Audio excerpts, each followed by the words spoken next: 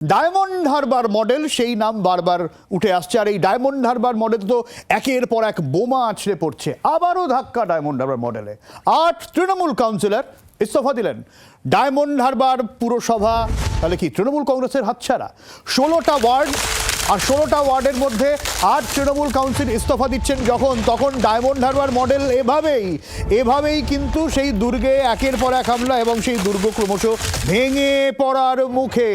সদ্য কালকে ফলতার পুনর্নির্বাচনের রেজাল্ট বেরিয়েছে, এবং সেখানে তৃণমূল কংগ্রেস যাকে বলে গো হারান হার, তারপরে এই ধাক্কা যেখানে 8 তৃণমূল কাউন্সিলর ইস্তফা।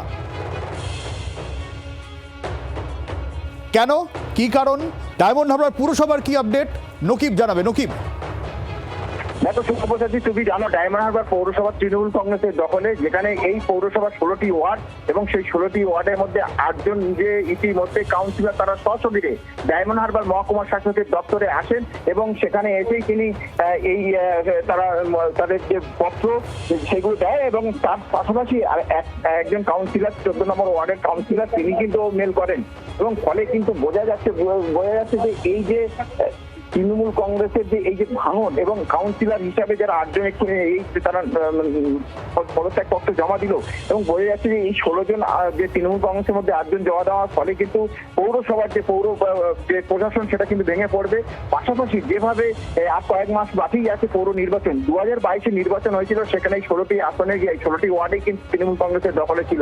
ফলে বোঝা যাচ্ছে যে এই যে ফলতা একটা ব্যাপক পরিমাণে জয় বিজেপির, তারপরেই কিন্তু এই পৌরসভার একটা বড় ধাক্কা।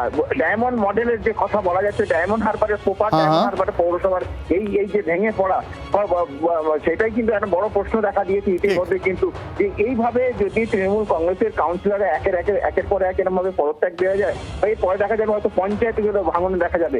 ফলে ডায়মন্ড মডেল কতটা তাদের কাছে এটা ধরে রাখতে পারবে, সেটা কিন্তু এখন প্রশ্ন। অনেক ধন্যবাদ নকিব। বাংলার আওয়াজ, বাঙালির আবেগ, জি 24 ঘন্টা।